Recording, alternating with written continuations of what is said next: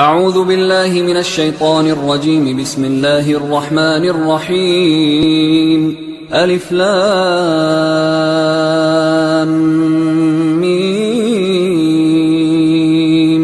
ذلك الكتاب لا ريب فيه هدى للمتقين الذين يؤمنون بالغيب ويقيمون الصلاة ومما رزقناهم ينفقون والذين يؤمنون بما أنزل إليك وما أنزل من قبلك وبالآخرة هم يوقنون أولئك على هدى من ربهم وأولئك هم المفلحون. إن الذين كفروا سواء عليهم أأنذرتهم أم لم تنذرهم لا يؤمنون. ختم الله على قلوبهم وعلى سمعهم وعلى أبصارهم غشاوة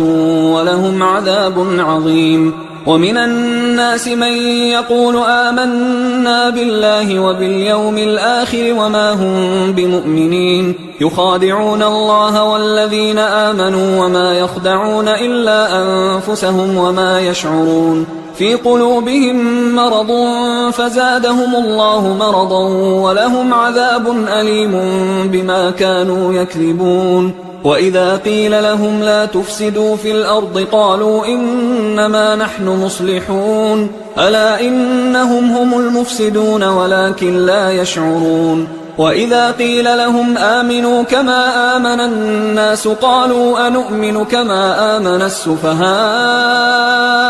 ألا إنهم هم السفهاء ولكن لا يعلمون. وإذا لقوا الذين آمنوا قالوا آمنا وإذا خلوا إلى شياطينهم قالوا إنا معكم إنما نحن مستهزئون. الله يستهزئ بهم ويمدهم في طغيانهم يعمهون. أولئك الذين اشتروا الضلالة بالهدى فما ربحت تجارتهم وما كانوا مهتدين. مثلهم كمثل الذي استوقد نارا فلما أضاءت ما حوله ذهب الله بنورهم وتركهم في ظلمات لا يبصرون. صم بكم عمي فهم لا يرجعون. أو كصيب من السماء فيه ظلمات ورعد وبرق يجعلون أصابعهم في آذانهم من الصواعق حذر الموت والله محيط بالكافرين. يكاد البرق يخطف أبصارهم كلما أضاء لهم مشوا فيه وإذا أظلم عليهم قاموا ولو شاء الله لذهب بسمعهم وأبصارهم إن الله على كل شيء قدير. يا أيها الناس اعبدوا ربكم الذي خلقكم والذين من قبلكم لعلكم تتقون الذي جعل لكم الأرض فراشا والسماء بناء وأنزل من السماء ماء فأخرج به من الثمرات رزقا لكم فلا تجعلوا لله أندادا وأنتم تعلمون. وإن كنتم في ريب مما نزلنا على عبدنا فأتوا بسورة من مثله وادعوا شهداءكم من دون الله إن كنتم صادقين. فإن لم تفعلوا ولن تفعلوا فاتقوا النار التي وقودها الناس والحجارة أعدت للكافرين. وبشر الذين آمنوا وعملوا الصالحات أن لهم جنات تجري من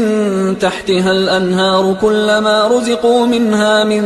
ثمرة رزقا قالوا هذا الذي رزقنا من قبل وأتوا به متشابها ولهم فيها أزواج مطهرة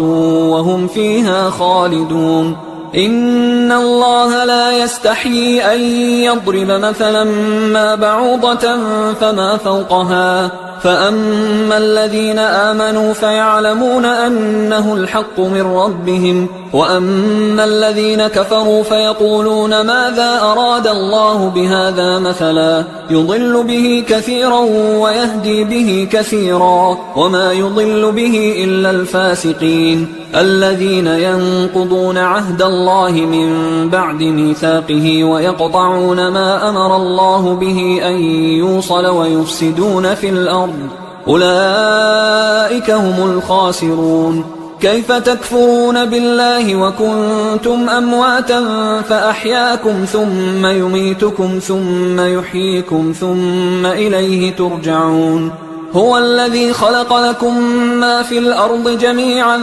ثم استوى إلى السماء فسواهن 7 سماوات وهو بكل شيء عليم. وإذ قال ربك للملائكة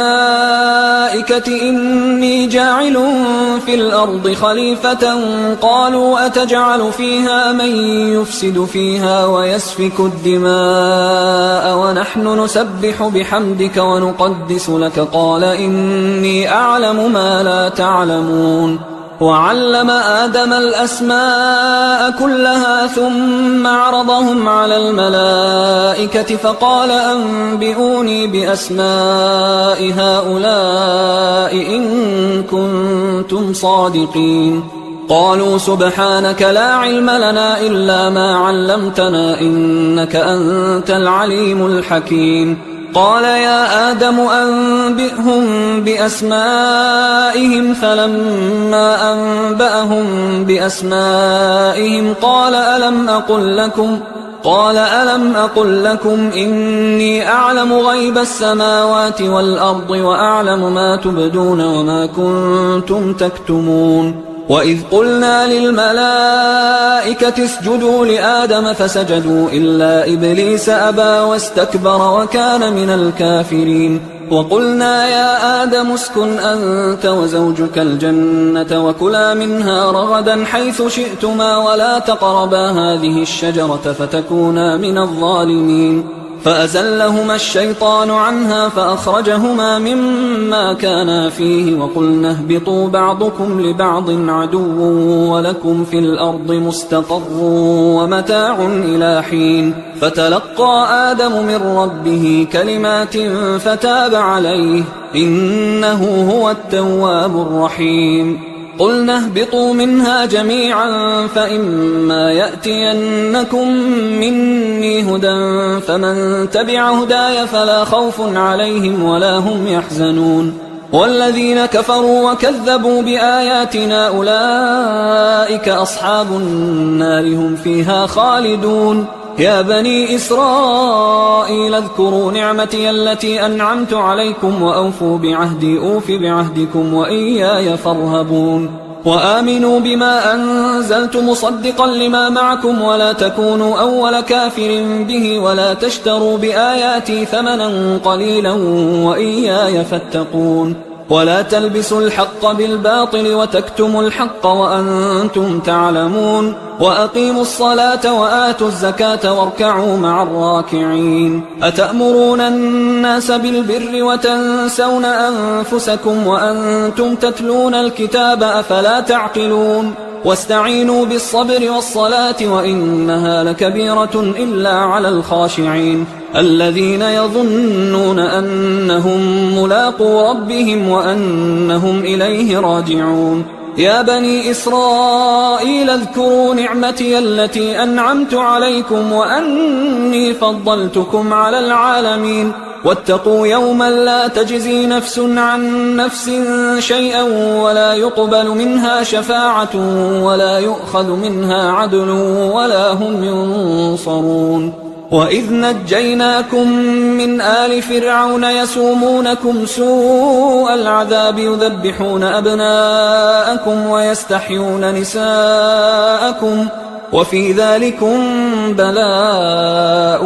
من ربكم عظيم. وإذ فرقنا بكم البحر فأنجيناكم وأغرقنا آل فرعون وأنتم تنظرون. وإذ واعدنا موسى 40 ليلة ثم اتخذتم العجل من بعده وأنتم ظالمون. ثم عفونا عنكم من بعد ذلك لعلكم تشكرون وإذ آتينا موسى الكتاب والفرقان لعلكم تهتدون وإذ قال موسى لقومه يا قوم إنكم ظلمتم أنفسكم باتخاذكم العجل فتوبوا إلى بارئكم فاقتلوا أنفسكم ذلكم خير لكم عند بارئكم فتاب عليكم إنه هو التواب الرحيم وإذ قلتم يا موسى لن نؤمن لك حتى نرى الله جهرة فأخذتكم الصاعقة وأنتم تنظرون ثم بعثناكم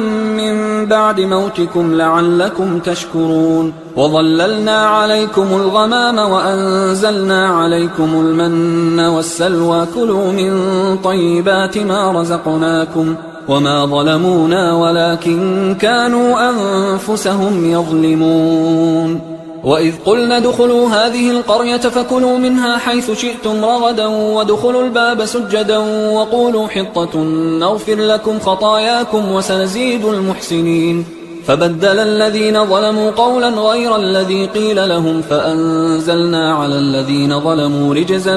من السماء بما كانوا يفسقون وإذ استسقى موسى لقومه فقلنا اضرب بعصاك الحجر فانفجرت منه 12 عينا قد علم كل أناس مشربهم كلوا واشربوا من رزق الله ولا تعثوا في الأرض مفسدين وإذ قلتم يا موسى لن نصبر على طعام واحد فادع لنا ربك يخرج لنا مما تنبت الأرض من بقلها وقثائها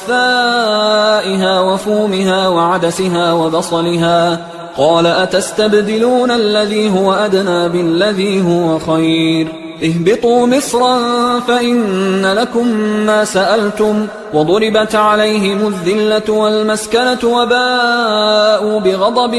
من الله ذلك بأنهم كانوا يكفرون بآيات الله ويقتلون النبيين بغير الحق ذلك بما عصوا وكانوا يعتدون إن الذين آمنوا والذين هادوا والنصارى والصابئين من آمن بالله واليوم الآخر وعمل صالحا فلهم أجرهم عند ربهم ولا خوف عليهم ولا هم يحزنون وإذ أخذنا ميثاقكم ورفعنا فوقكم الطور خذوا ما آتيناكم بقوة واذكروا ما فيه لعلكم تتقون ثم توليتم من بعد ذلك فلولا فضل الله عليكم ورحمته لكنتم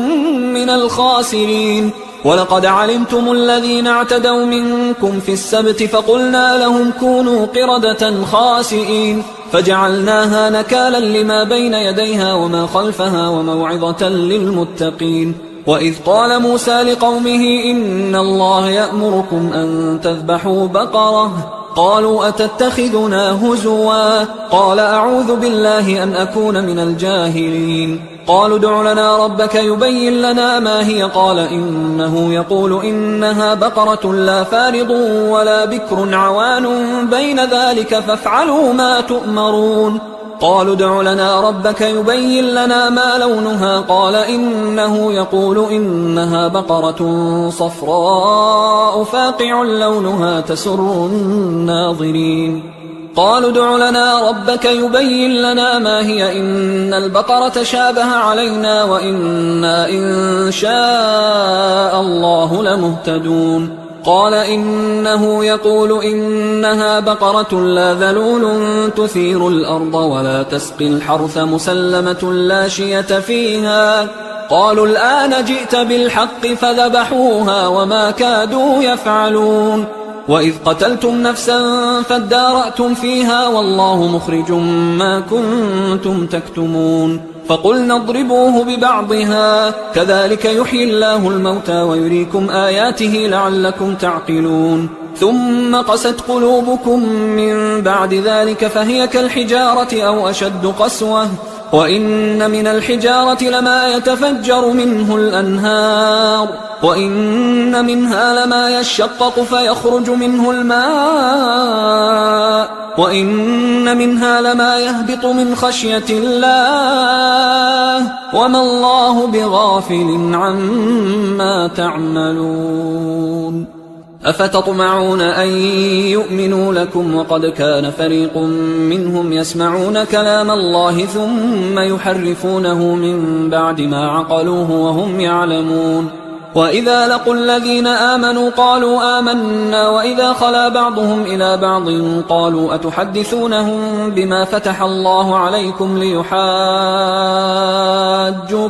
به عند ربكم أفلا تعقلون أولا يعلمون أن الله يعلم ما يسرون وما يعلنون ومنهم أميون لا يعلمون الكتاب إلا أماني وإنهم إلا يظنون فويل للذين يكتبون الكتاب بأيديهم ثم يقولون هذا من عند الله ليشتروا به ثمنا قليلا فويل لهم مما كتبت أيديهم وويل لهم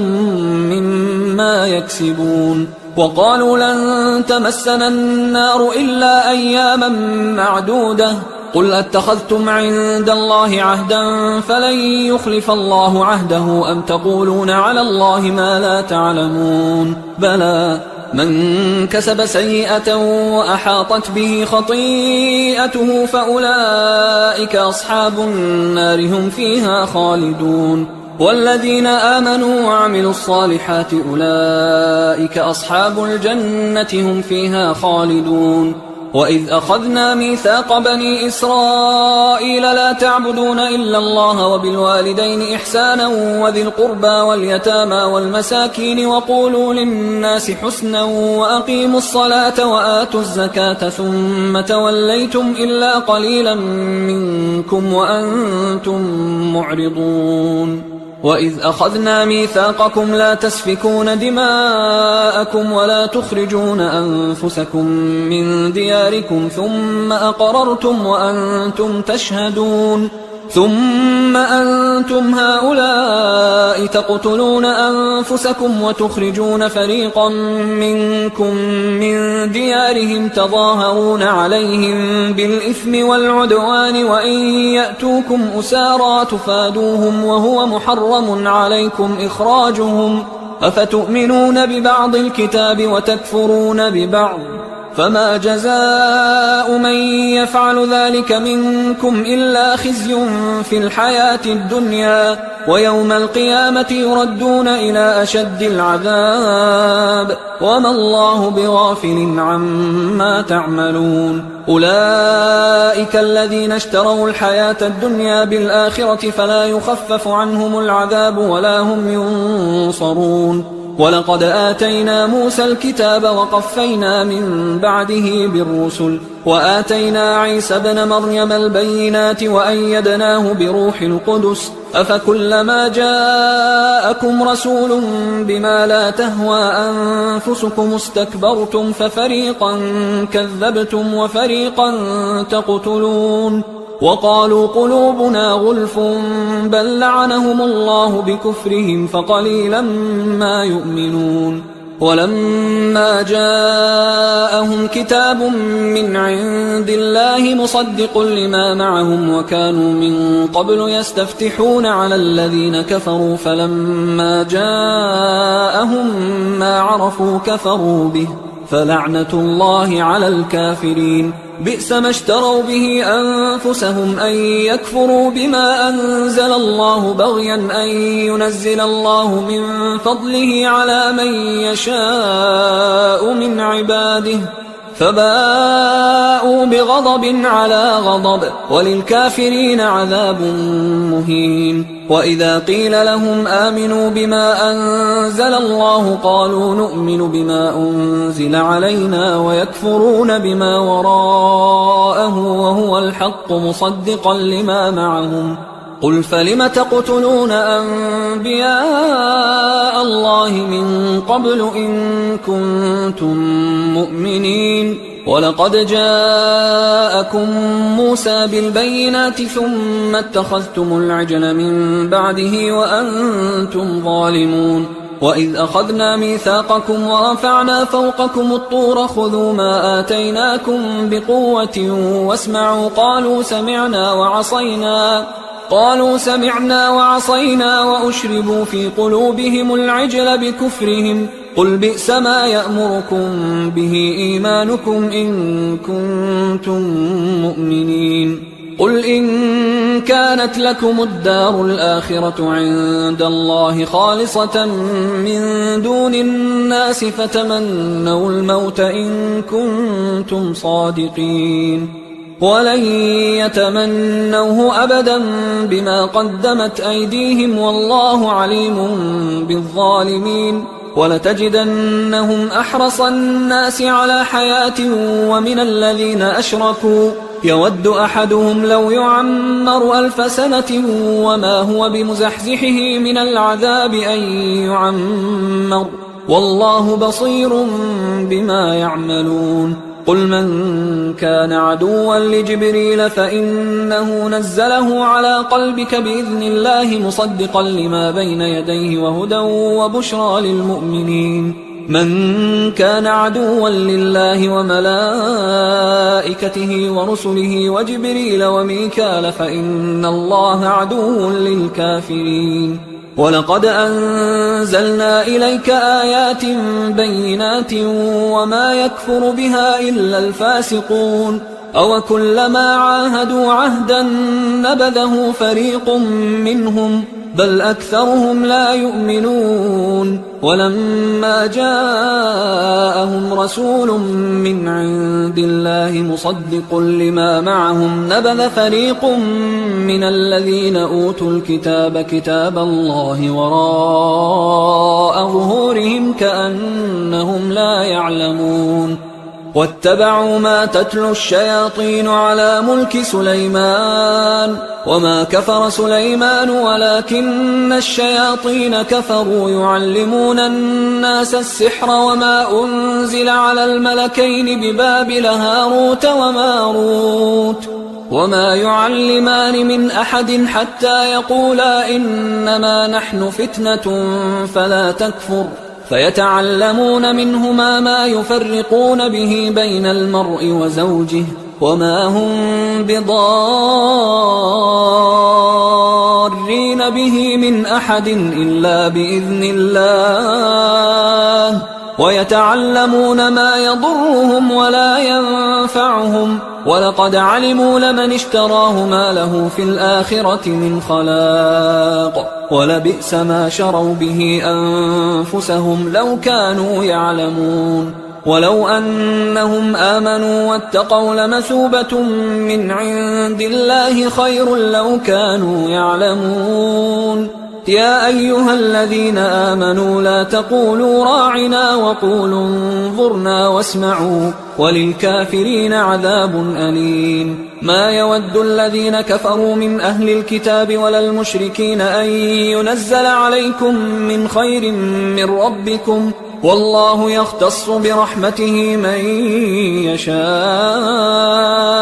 والله ذو الفضل العظيم ما ننسخ من آية أو ننسها نأت بخير منها أو مثلها ألم تعلم أن الله على كل شيء قدير ألم تعلم أن الله له ملك السماوات والأرض وما لكم من دون الله من ولي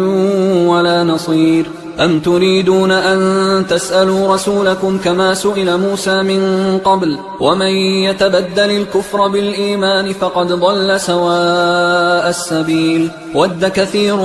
من أهل الكتاب لو يردونكم من بعد إيمانكم كفارا حسدا من عند أنفسهم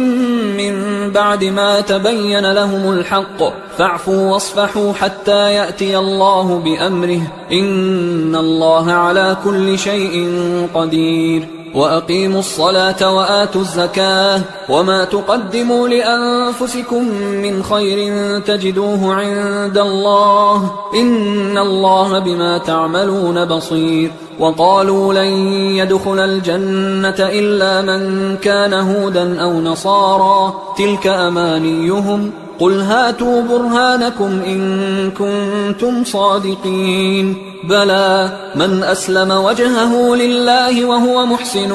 فله أجره عند ربه ولا خوف عليهم ولا هم يحزنون. وقالت اليهود ليست النصارى على شيء وقالت النصارى ليست اليهود على شيء وهم يتلون الكتاب كذلك قال الذين لا يعلمون مثل قولهم فالله يحكم بينهم يوم القيامة فيما كانوا فيه يختلفون. ومن أظلم ممن منع مساجد الله أن يذكر فيها اسمه وسعى في خرابها أولئك ما كان لهم أن يدخلوها إلا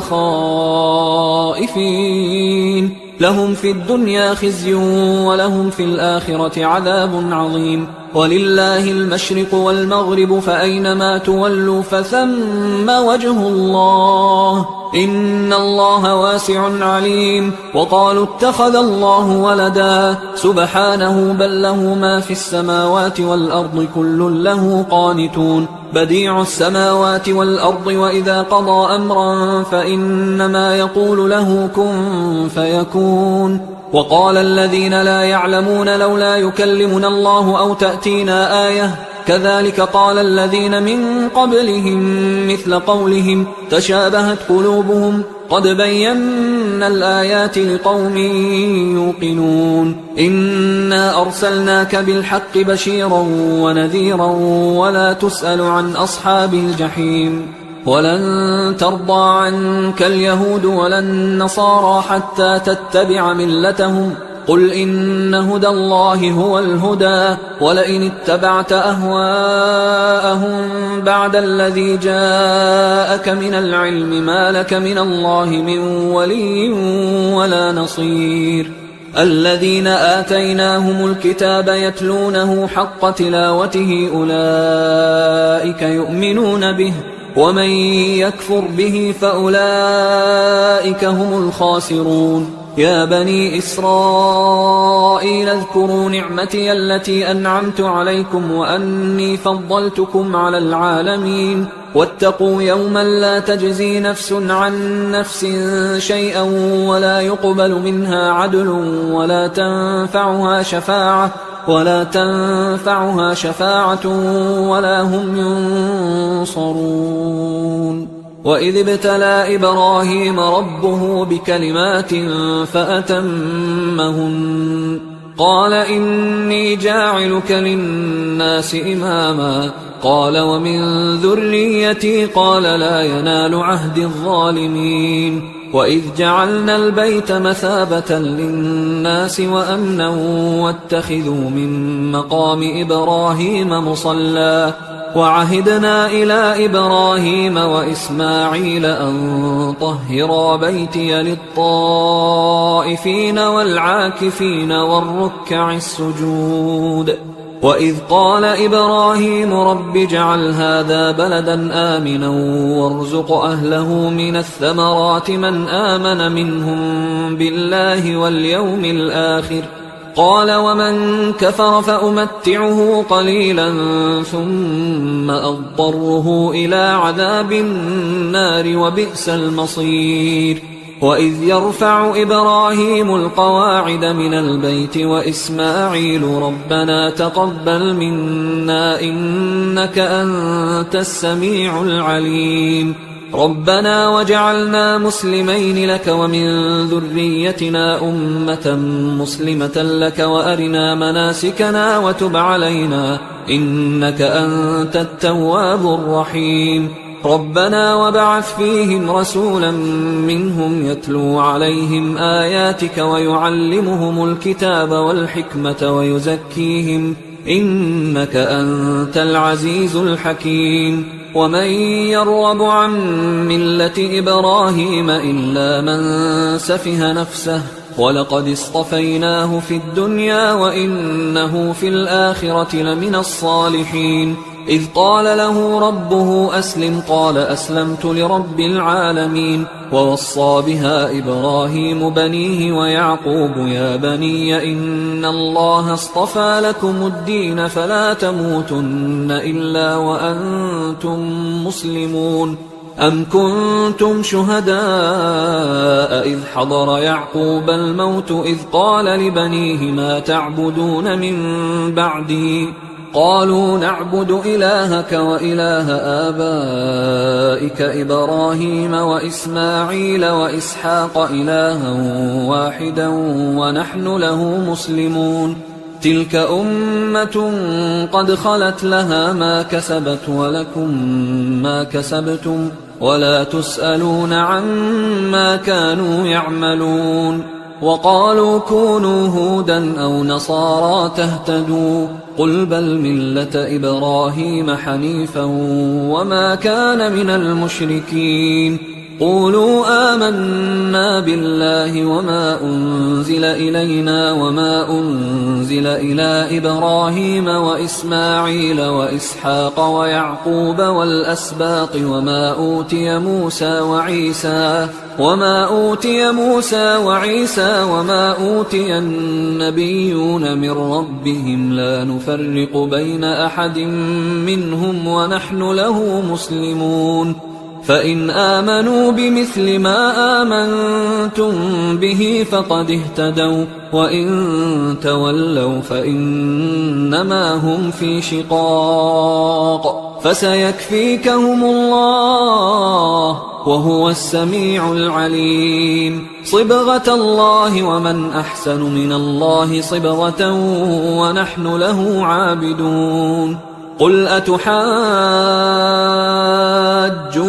في الله وهو ربنا وربكم ولنا أعمالنا ولكم أعمالكم ونحن له مخلصون. أم تقولون إن إبراهيم وإسماعيل وإسحاق ويعقوب والأسباط كانوا هودا أو نصارى قل أأنتم أعلم أم الله ومن أظلم ممن كتم شهادة عنده من الله وما الله بغافل عما تعملون. تلك أمة قد خلت لها ما كسبت ولكم ما كسبتم ولا تسألون عما كانوا يعملون. سيقول السفهاء من الناس ما ولاهم عن قبلتهم التي كانوا عليها قل لله المشرق والمغرب يهدي من يشاء إلى صراط مستقيم. وكذلك جعلناكم أمة وسطا لتكونوا شهداء على الناس ويكون الرسول عليكم شهيدا. وما جعلنا القبلة التي كنت عليها إلا لنعلم من يتبع الرسول ممن ينقلب على عقبيه وإن كانت لكبيرة إلا على الذين هدى الله وما كان الله ليضيع إيمانكم إن الله بالناس لرؤوف رحيم. قد نرى تقلب وجهك في السماء فلنولينك قبلة ترضاها فول وجهك شطر المسجد الحرام وحيث ما كنتم فولوا وجوهكم شطره وإن الذين أوتوا الكتاب ليعلمون أنه الحق من ربهم وما الله بغافل عما يعملون. ولئن أتيت الذين أوتوا الكتاب بكل آية ما تبعوا قبلتك وما أنت بتابع قبلتهم وما بعضهم بتابع قبلة بعض ولئن اتبعت أهواءهم من بعد ما جاءك من العلم إنك إذا لمن الظالمين. الذين آتيناهم الكتاب يعرفونه كما يعرفون أبناءهم وإن فريقا منهم ليكتمون الحق وهم يعلمون الحق من ربك فلا تكونن من الممترين ولكل وجهة هو موليها فاستبقوا الخيرات أينما تكونوا يأت بكم الله جميعا إن الله على كل شيء قدير ومن حيث خرجت فول وجهك شطر المسجد الحرام وإنه للحق من ربك وما الله بغافل عما تعملون ومن حيث خرجت فول وجهك شطر المسجد الحرام وحيث ما كنتم فولوا وجوهكم شطره لئلا يكون للناس عليكم حجة إلا الذين ظلموا منهم فلا تخشوهم واخشوني ولأتم نعمتي عليكم ولعلكم تهتدون كما أرسلنا فيكم رسولا منكم يتلو عليكم آياتنا ويزكيكم ويعلمكم الكتاب والحكمة ويعلمكم ما لم تكونوا تعلمون فاذكروني أذكركم واشكروا لي ولا تكفرون يا أيها الذين آمنوا استعينوا بالصبر والصلاة إن الله مع الصابرين ولا تقولوا لمن يقتل في سبيل الله أموات بل أحياء ولكن لا تشعرون ولنبلونكم بشيء من الخوف والجوع ونقص من الأموال والأنفس والثمرات وبشر الصابرين الذين إذا أصابتهم مصيبة قالوا إنا لله وإنا إليه راجعون أولئك عليهم صلوات من ربهم ورحمة وأولئك هم المهتدون إن الصفا والمروة من شعائر الله فمن حج البيت أو اعتمر فلا جناح عليه أن يطوف بهما ومن تطوع خيرا فإن الله شاكر عليم إن الذين يكتمون ما أنزلنا من البينات والهدى من بعد ما بيناه للناس في الكتاب أولئك يلعنهم الله ويلعنهم اللاعنون إلا الذين تابوا وأصلحوا وبينوا فأولئك أتوب عليهم وأنا التواب الرحيم إن الذين كفروا وماتوا وهم كفار أولئك عليهم لعنة الله والملائكة والناس أجمعين خالدين فيها لا يخفف عنهم العذاب ولا هم ينظرون وإلهكم إله واحد لا إله إلا هو الرحمن الرحيم إن في خلق السماوات والأرض واختلاف الليل والنهار والفلك التي تجري في البحر بما ينفع الناس وما أنزل الله من السماء من ماء فأحيا به الأرض بعد موتها وبث فيها من كل دابة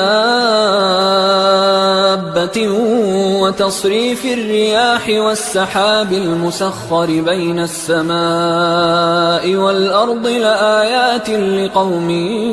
يعقلون ومن الناس من يتخذ من دون الله أندادا يحبونهم كحب الله والذين آمنوا أشد حبا لله ولو يرى الذين ظلموا إذ يرون العذاب أن القوة لله جميعا وأن الله شديد العذاب إذ تبرأ الذين اتبعوا من الذين اتبعوا ورأوا العذاب وتقطعت بهم الأسباب وقال الذين اتبعوا لو أن لنا كرة فنتبرأ منهم كما تبرأوا منا كذلك يريهم الله أعمالهم حسرات عليهم وما هم بخارجين من النار يا أيها الناس كلوا مما في الأرض حلالا طيبا ولا تتبعوا خطوات الشيطان إنه لكم عدو مبين إنما يأمركم بالسوء والفحشاء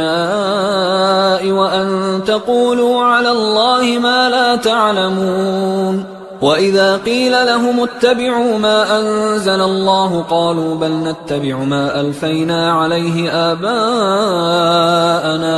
أولو كان آباؤهم لا يعقلون شيئا ولا يهتدون ومثل الذين كفروا كمثل الذي ينعق بما لا يسمع إلا دعاء ونداء صم بكم عمي فهم لا يعقلون يا أيها الذين آمنوا كلوا من طيبات ما رزقناكم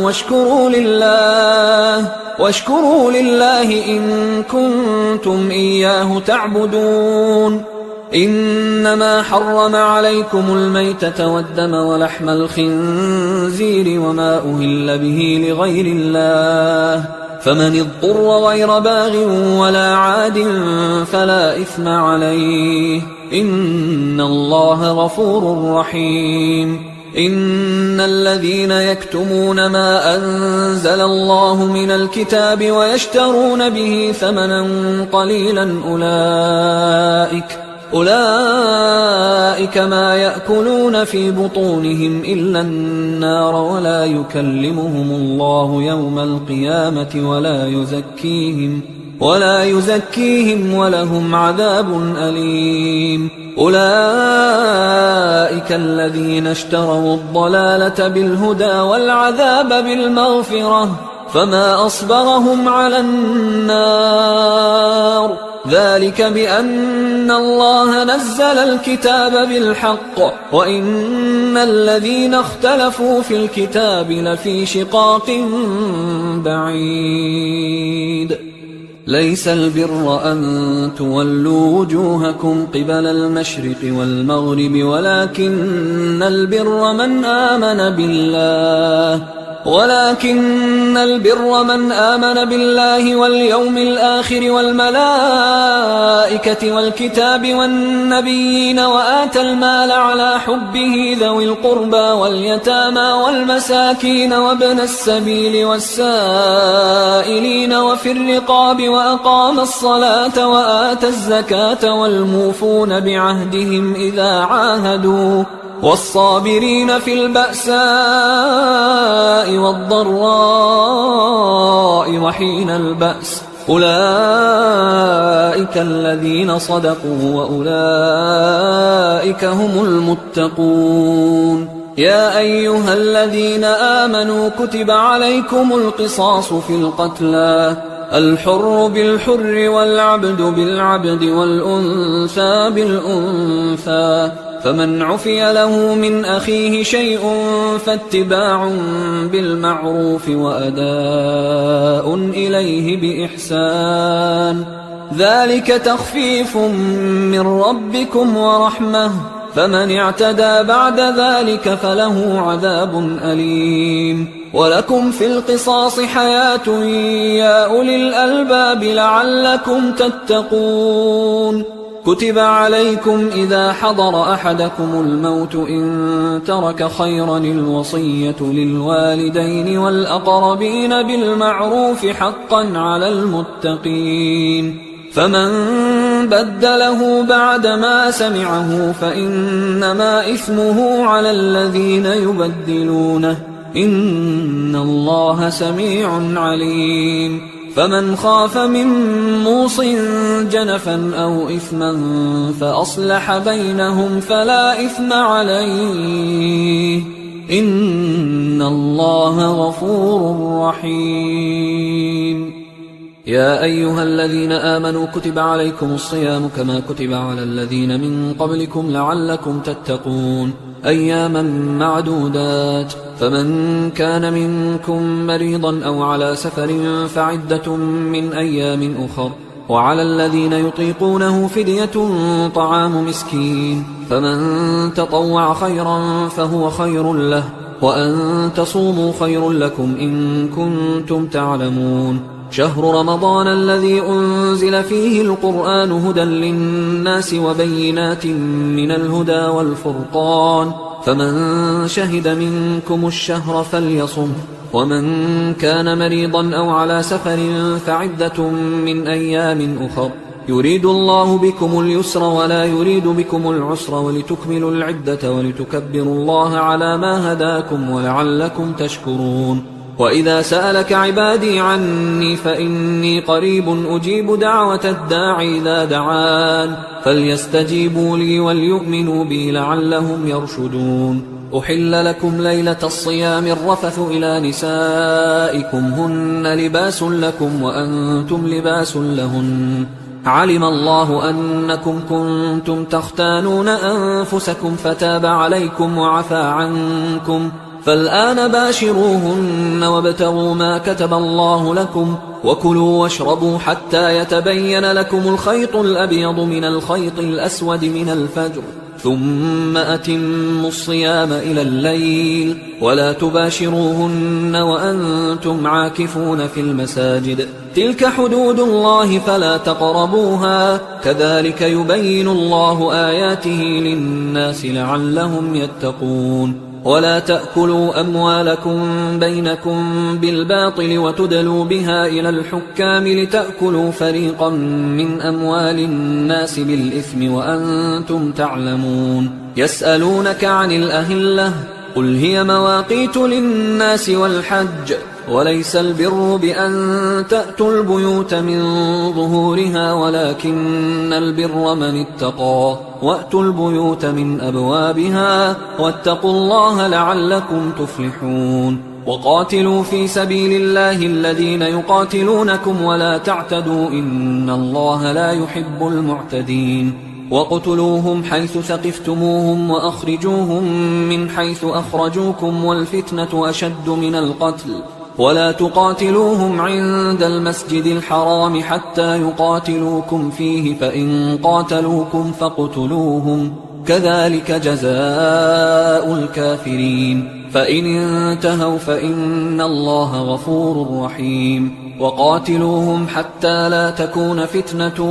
ويكون الدين لله، فإن انتهوا فلا عدوان إلا على الظالمين. الشهر الحرام بالشهر الحرام والحرمات قصاص، فمن اعتدى عليكم فاعتدوا عليه بمثل ما اعتدى عليكم، واتقوا الله واعلموا أن الله مع المتقين. وأنفقوا في سبيل الله ولا تلقوا بأيديكم إلى التهلكة وأحسنوا إن الله يحب المحسنين. وأتموا الحج والعمرة لله، فإن أحصرتم فما استيسر من الهدي، ولا تحلقوا رؤوسكم حتى يبلغ الهدي محله، فمن كان منكم مريضا أو به أذى من رأسه ففدية من صيام أو صدقة أو نسك، فإذا أمنتم فمن تمتع بالعمرة إلى الحج فما استيسر من الهدي، فمن لم يجد فصيام 3 أيام في الحج و7 إذا رجعتم، تلك 10 كاملة، ذلك لمن لم يكن أهله حاضر المسجد الحرام. واتقوا الله واعلموا أن الله شديد العقاب. الحج أشهر معلومات، فمن فرض فيهن الحج فلا رفث ولا فسوق ولا جدال في الحج وما تفعلوا من خير يعلمه الله وتزودوا فإن خير الزاد التقوى واتقون يا أولي الألباب ليس عليكم جناح أن تبتغوا فضلا من ربكم فإذا أفضتم من عرفات فاذكروا الله عند المشعر الحرام واذكروه كما هداكم وإن كنتم من قبله لمن الضالين ثم أفيضوا من حيث أفاض الناس واستغفروا الله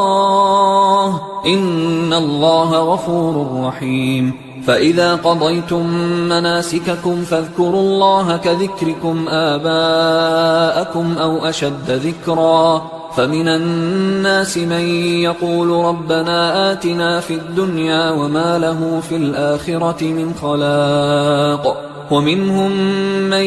يقول ربنا آتنا في الدنيا حسنة وفي الآخرة حسنة وقنا عذاب النار أولئك لهم نصيب مما كسبوا والله سريع الحساب واذكروا الله في أيام معدودات فمن تعجل في يومين فلا إثم عليه ومن تأخر فلا إثم عليه لمن اتقى واتقوا الله واعلموا أنكم إليه تحشرون ومن الناس من يعجبك قوله في الحياة الدنيا ويشهد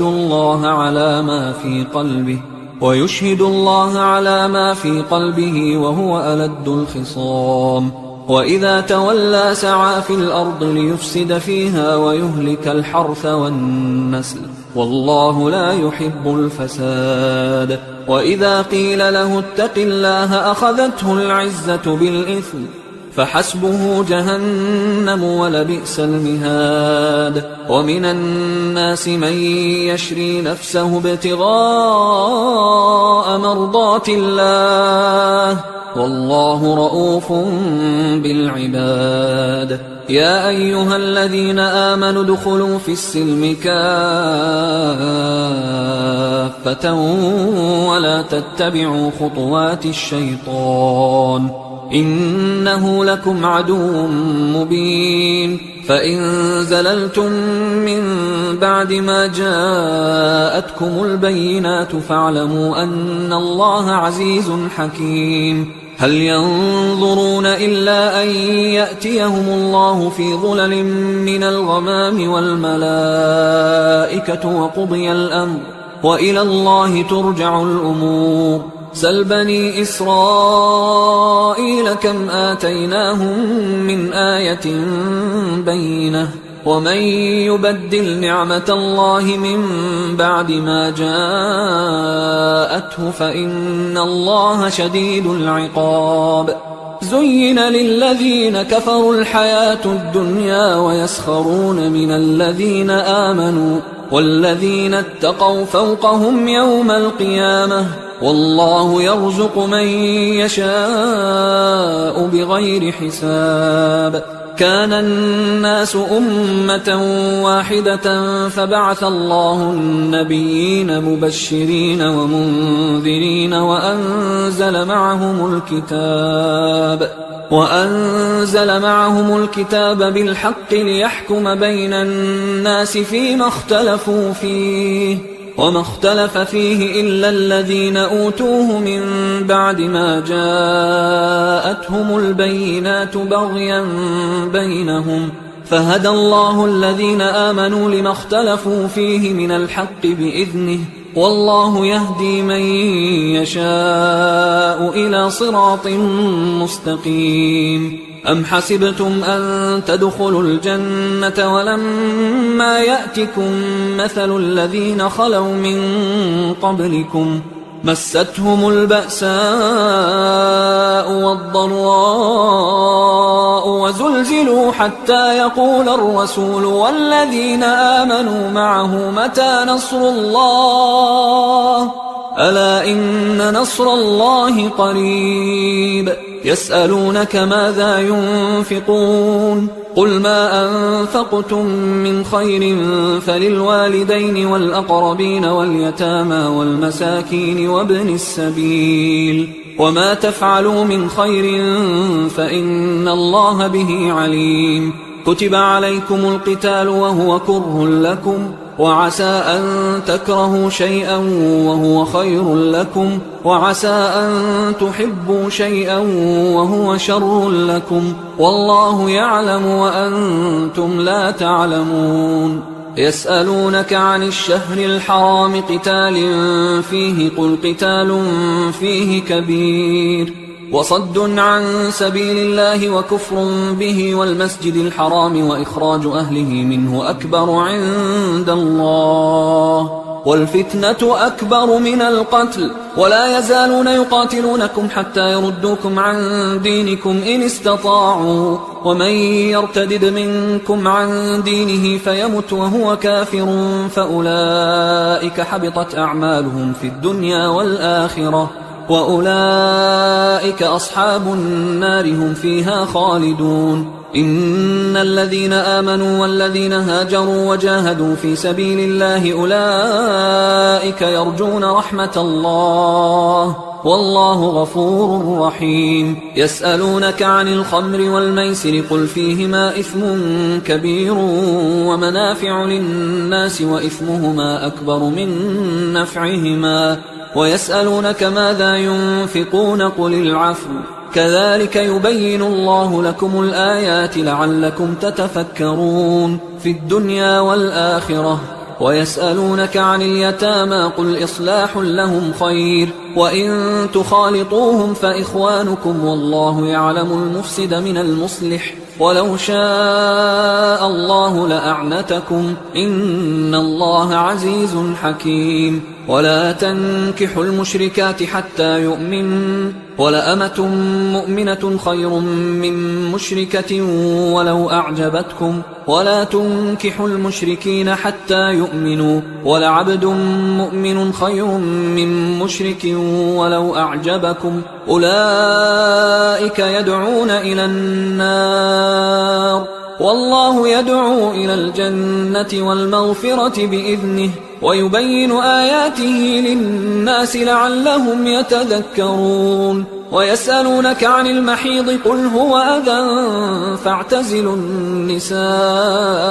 في المحيض ولا تقربوهن حتى يطهرن فإذا تطهرن فأتوهن من حيث أمركم الله إن الله يحب التوابين ويحب المتطهرين نساؤكم حرث لكم فأتوا حرثكم أنى شئتم وقدموا لأنفسكم واتقوا الله واعلموا أنكم ملاقوه وبشر المؤمنين ولا تجعلوا الله عرضة لأيمانكم أن تبروا وتتقوا وتصلحوا بين الناس والله سميع عليم لا يؤاخذكم الله باللغو في أيمانكم ولكن يؤاخذكم بما كسبت قلوبكم والله غفور حليم للذين يؤلون من نسائهم تربص 4 أشهر فإن فاءوا فإن الله غفور رحيم وإن عزموا الطلاق فإن الله سميع عليم والمطلقات يتربصن بأنفسهن 3 قروء ولا يحل لهن أن يكتمن ما خلق الله في أرحامهن إن كن يؤمن بالله واليوم الآخر وبعولتهن أحق بردهن في ذلك إن أرادوا إصلاحا ولهن مثل الذي عليهن بالمعروف وللرجال عليهن درجة والله عزيز حكيم الطلاق 2 فإمساك بمعروف أو تسريح بإحسان ولا يحل لكم أن تأخذوا مما آتيتموهن شيئا إلا أن يخافا ألا يقيما حدود الله فإن خفتم ألا يقيما حدود الله فلا جناح عليهما فيما افتدت به، تلك حدود الله فلا تعتدوها، ومن يتعد حدود الله فأولئك هم الظالمون. فإن طلقها فلا تحل له من بعد حتى تنكح زوجا غيره، فإن طلقها فلا جناح عليهما أن يتراجعا إن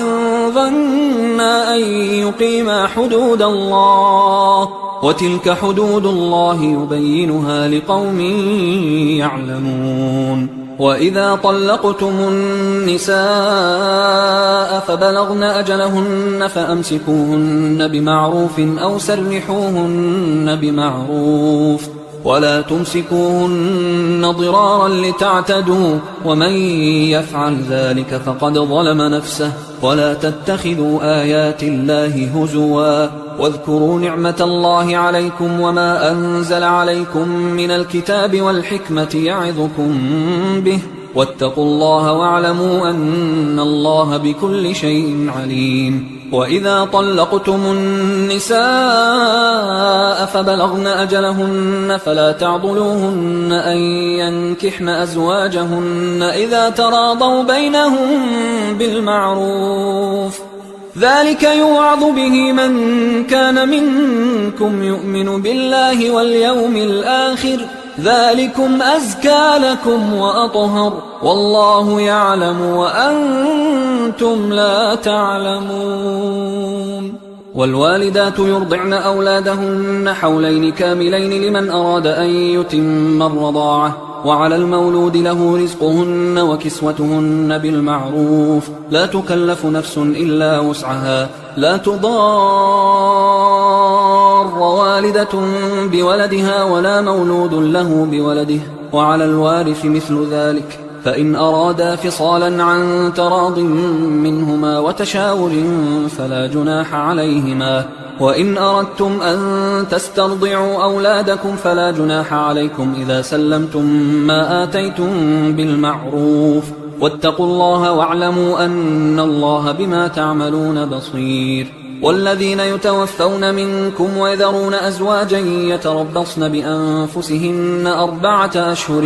وعشرا، فإذا بلغن أجلهن فلا جناح عليكم فيما فعلن في أنفسهن بالمعروف، والله بما تعملون خبير. ولا جناح عليكم فيما عرضتم به من خطبة النساء أو أكننتم في أنفسكم، علم الله أنكم ستذكرونهن ولكن لا تواعدوهن سرا إلا أن تقولوا قولا معروفا، ولا تعزموا عقدة النكاح حتى يبلغ الكتاب أجله، واعلموا أن الله يعلم ما في أنفسكم فاحذروه، واعلموا أن الله غفور حليم. لا جناح عليكم إن طلقتم النساء ما لم تمسوهن أو تفرضوا لهن فريضة، ومتعوهن على الموسع قدره وعلى المقتر قدره متاعا بالمعروف حقا على المحسنين. وإن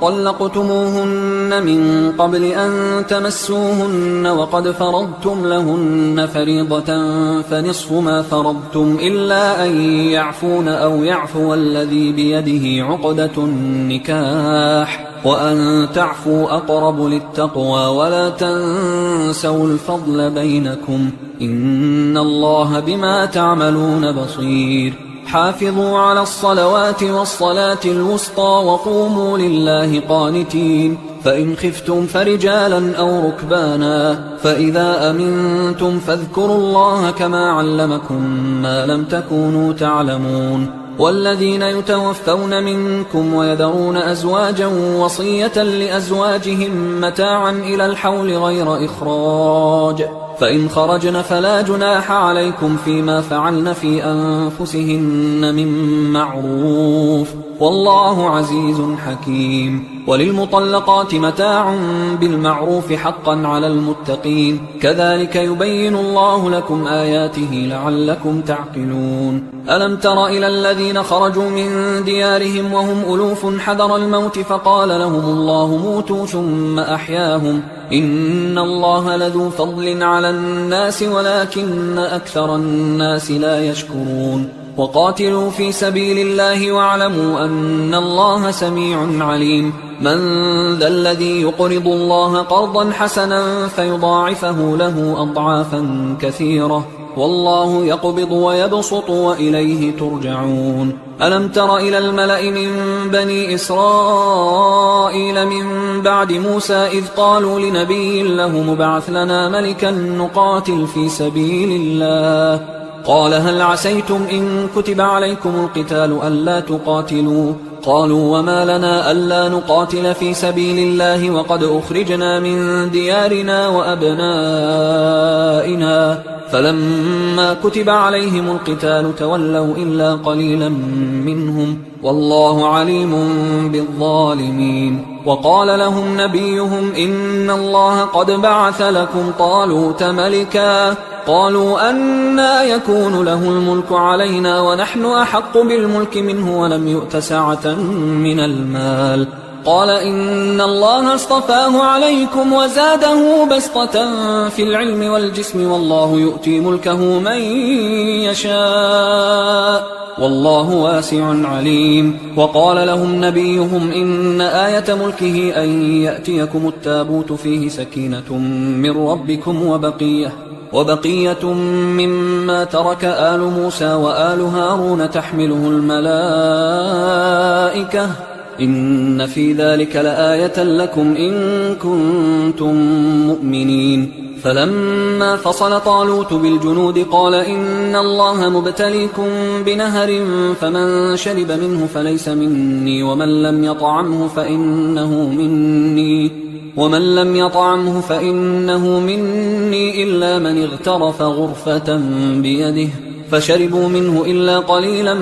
منهم. فلما جاوزه هو والذين آمنوا معه قالوا لا طاقة لنا اليوم بجالوت وجنوده. قال الذين يظنون أنهم ملاقوا الله كم من فئة قليلة غلبت فئة كثيرة بإذن الله والله مع الصابرين. ولما برزوا لجالوت وجنوده قالوا ربنا أفرغ علينا صبرا وثبت أقدامنا وانصرنا على القوم الكافرين، فهزموهم بإذن الله. وقتل داود جالوت وآتاه الله الملك والحكمة وعلمه مما يشاء، ولولا دفع الله الناس بعضهم ببعض لفسدت الأرض ولكن الله ذو فضل على العالمين. تلك آيات الله نتلوها عليك بالحق وإنك لمن المرسلين. تلك الرسل فضلنا بعضهم على بعض،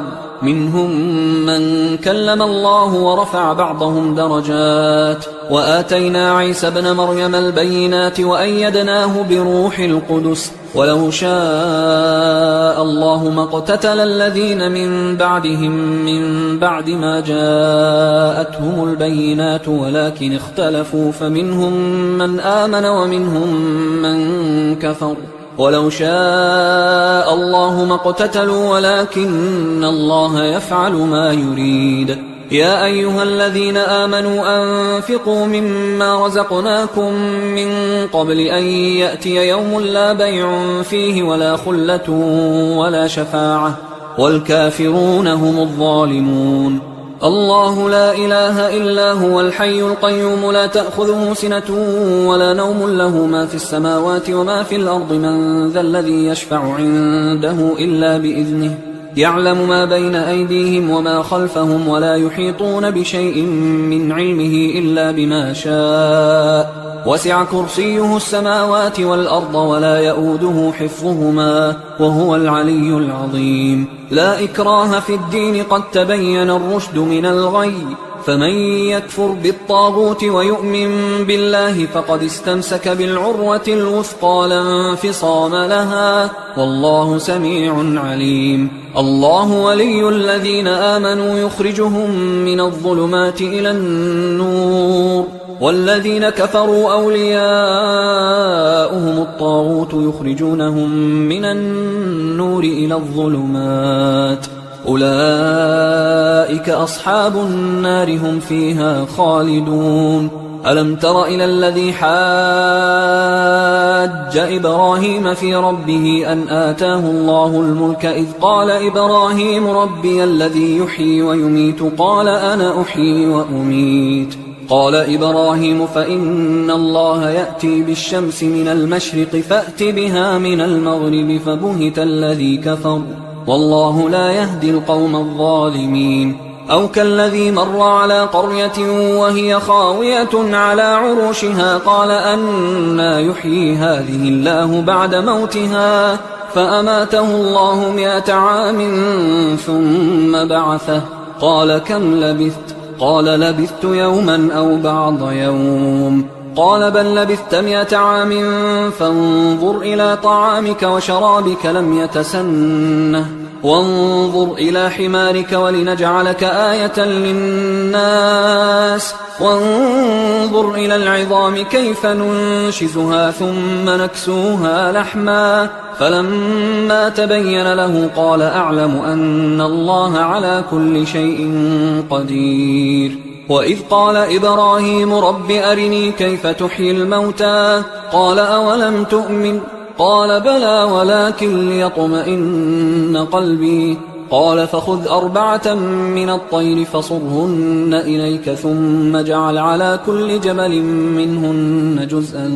ثم ادعهن يأتينك سعيا واعلم أن الله عزيز حكيم. مثل الذين ينفقون أموالهم في سبيل الله كمثل حبة أنبتت 7 سنابل في كل سنبلة 100 حبة والله يضاعف لمن يشاء والله واسع عليم. الذين ينفقون أموالهم في سبيل الله ثم لا يتبعون ما أنفقوا منا ولا أذى لهم أجرهم عند ربهم ولا خوف عليهم ولا هم يحزنون. قول معروف ومغفرة خير من صدقة يتبعها أذى والله غني حليم. يا أيها الذين آمنوا لا تبطلوا صدقاتكم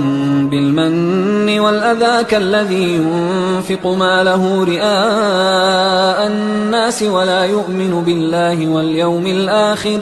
فمثله كمثل صفوان عليه تراب فأصابه وابل فتركه صلدا لا يقدرون على شيء مما كسبوا والله لا يهدي القوم الكافرين. ومثل الذين ينفقون أموالهم ابتغاء مرضات الله وتثبيتا من أنفسهم كمثل جنة بربوة أصابها وابل فآتت أكلها ضعفين فإن لم يصبها وابل فطل والله بما تعملون بصير. أيود أحدكم أن تكون له جنة من نخيل وأعناب تجري من تحتها الأنهار له فيها من كل الثمرات وأصابه الكبر وله ذرية ضعفاء فأصابها إعصار فيه نار فاحترقت كذلك يبين الله لكم الآيات لعلكم تتفكرون. يا أيها الذين آمنوا أنفقوا من طيبات ما كسبتم ومما أخرجنا لكم من الأرض ولا تيمموا الخبيث منه تنفقون ولستم بآخذيه إلا أن تغمضوا فيه واعلموا أن الله غني حميد. الشيطان يعدكم الفقر ويأمركم بالفحشاء والله يعدكم مغفرة منه وفضلا والله واسع عليم. يؤتي الحكمة من يشاء ومن يؤت الحكمة فقد أوتي خيرا كثيرا وما يذكر إلا أولو الألباب. وما أنفقتم من نفقة أو نذرتم من نذر فإن الله يعلمه وما للظالمين من أنصار. إن تبدوا الصدقات فنعما هي وإن تخفوها وتؤتوها الفقراء فهو خير لكم ويكفر عنكم من سيئاتكم والله بما تعملون خبير. ليس عليك هداهم ولكن الله يهدي من يشاء. وما تنفقوا من خير فلأنفسكم وما تنفقون إلا ابتغاء وجه الله وما تنفقوا من خير يوفى إليكم وأنتم لا تظلمون. للفقراء الذين أحصروا في سبيل الله لا يستطيعون ضربا في الأرض يحسبهم الجاهل أغنياء من التعفف تعرفهم بسيماهم لا يسألون الناس إلحافا. وما تنفقوا من خير فإن الله به عليم. الذين ينفقون أموالهم بالليل والنهار سرا وعلانية فلهم أجرهم عند ربهم ولا خوف عليهم ولا هم يحزنون. الذين يأكلون الربا لا يقومون إلا كما يقوم الذي يتخبطه الشيطان من المس ذلك بأنهم قالوا إنما البيع مثل الربا وأحل الله البيع وحرم الربا. فمن جاءه موعظة من ربه فانتهى فله ما سلف وأمره إلى الله ومن عاد فأولئك أصحاب النار هم فيها خالدون. يمحق الله الربا ويربي الصدقات والله لا يحب كل كفار أثيم. إن الذين آمنوا وعملوا الصالحات وأقاموا الصلاة وآتوا الزكاة لهم أجرهم عند ربهم ولا خوف عليهم ولا هم يحزنون. يا أيها الذين آمنوا اتقوا الله وذروا ما بقي من الربا إن كنتم مؤمنين فإن لم تفعلوا فأذنوا بحرب من الله ورسوله وإن تبتم فلكم رؤوس أموالكم لا تظلمون ولا تظلمون. وإن كان ذو عسرة فنظرة إلى ميسرة وأن تصدقوا خير لكم إن كنتم تعلمون. واتقوا يوما ترجعون فيه إلى الله ثم توفى كل نفس ما كسبت وهم لا يظلمون. يا أيها الذين آمنوا إذا تداينتم بدين إلى أجل مسمى فاكتبوه وليكتب بينكم كاتب بالعدل ولا يأب كاتب أن يكتب كما علمه الله فليكتب وليملل الذي عليه الحق وليتق الله ربه ولا يبخس منه شيئا فإن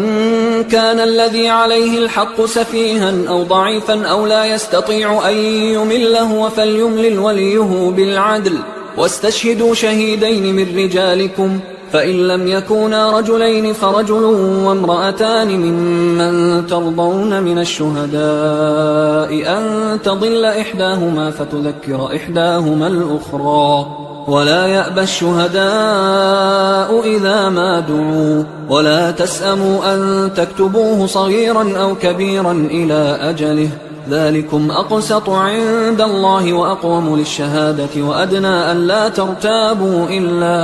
إلا أن تكون تجارة حاضرة تديرونها بينكم فليس عليكم جناح ألا تكتبوها، وأشهدوا إذا تبايعتم، ولا يضار كاتب